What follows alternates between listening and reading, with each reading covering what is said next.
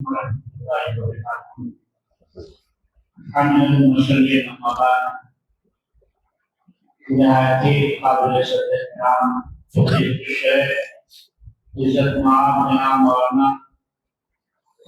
आलम साहब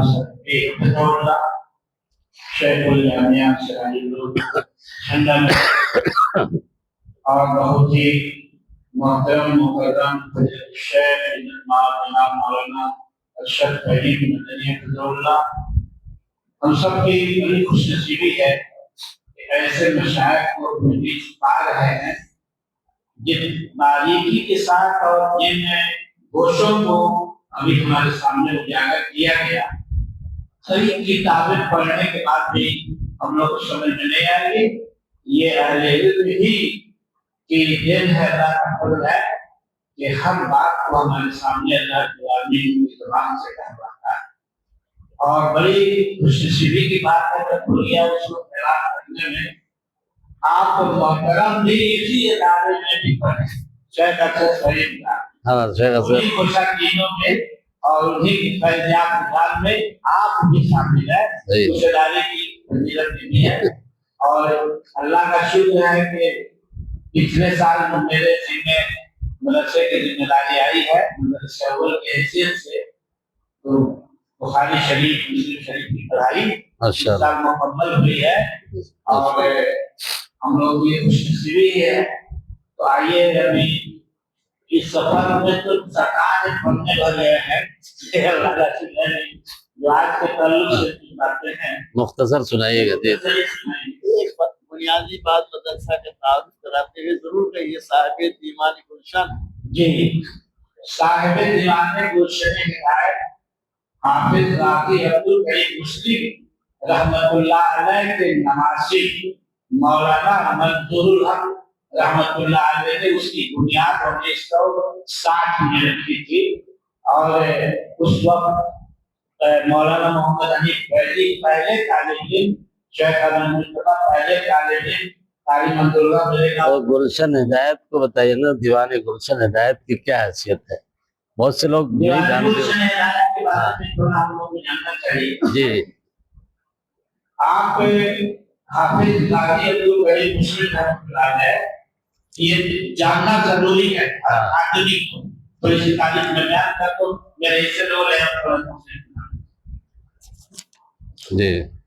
जिस वक्त तहरीक शहीदैन शबाब पर थी और खुरासान की जंग हो रही थी, उस वक्त डॉक्टर राजेंद्र प्रसाद प्रथम राष्ट्रपति इंडिया के दादा रतन लाल के भाई देवीलाल, ये दोनों भाई डॉक्टर साहब के दादा और उनके भाई देवीलाल के बेटे दीपलाल, ये जीरादेई सिवान बस्ती जो है ये वहीं के रहने वाले थे। बहुत काफी जायदाद के मालिक थे और जहानत सबके समझ में है कि डॉक्टर राजेंद्र प्रसाद की किस कदर थी।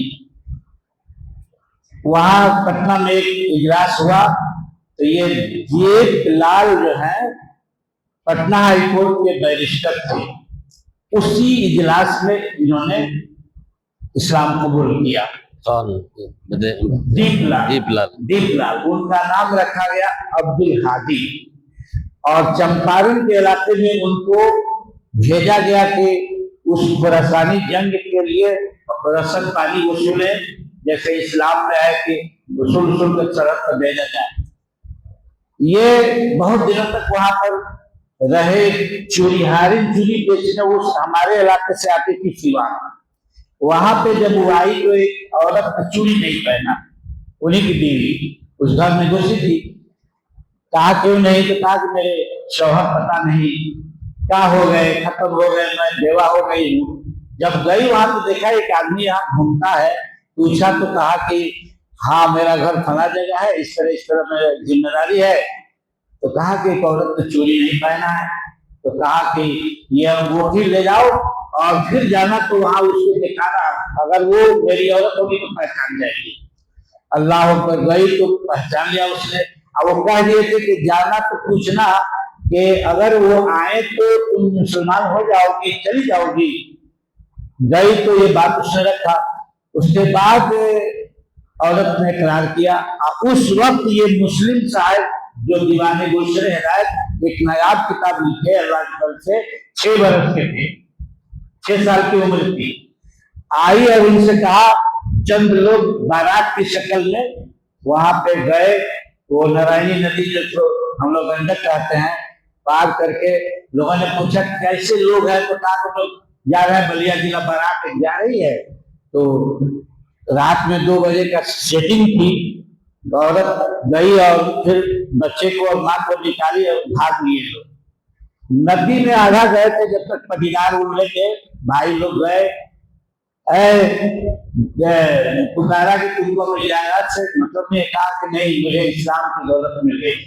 वही झुमका बस्ती में जाकर के उन्होंने बीवी के साथ रहना शुरू किया। दूसरे लड़के की वलादत थी जिनका नाम अब्दुल रहीम रखा गया। अब ये दोनों यहाँ दिल्ली पढ़े और उस खुरासानी जंग में इन दीवाने साहब दीवानी गुलशन हिदायत का एक हाथ भी खत्म हो गया था लड़ते लड़ते। और जब ब्रिटिश गवर्नमेंट ने शिकंजा कसा तो नेपाल जो बहुत मशहूर बस्ती है बहुगरीब की जमात की, वहां पे जाके रहने लगे। वहां से राजा की पैरवी हुई है कलकत्ता कमिश्नर के पास, तो फिर वो लोग इंडिया तशरीफ लाए झुमका बस्ती में, और इस तरह से किताब उन्होंने मुकम्मल की। और उनके बेटे मौलाना अब्दुल रशीद अपनी जमात के बहुत बड़े मौलाना, एक वक्त आर्य समाज कादियानी और जो है ईसाइयों से और ये अपने बरेलियों से एक वक्त मुआजरा करते थे। इसमें अल्लाह ताला ने नवाजा था इस को, बड़ी बड़ी किताबें उन्होंने लिखी। लेकिन अफसोस की बात है कि दीवानी गुलशन हिदायत छपी, बाकी वैसे ही रह गई, तवज्जो नहीं दी गई। आइए थोड़ा सा 2-4 से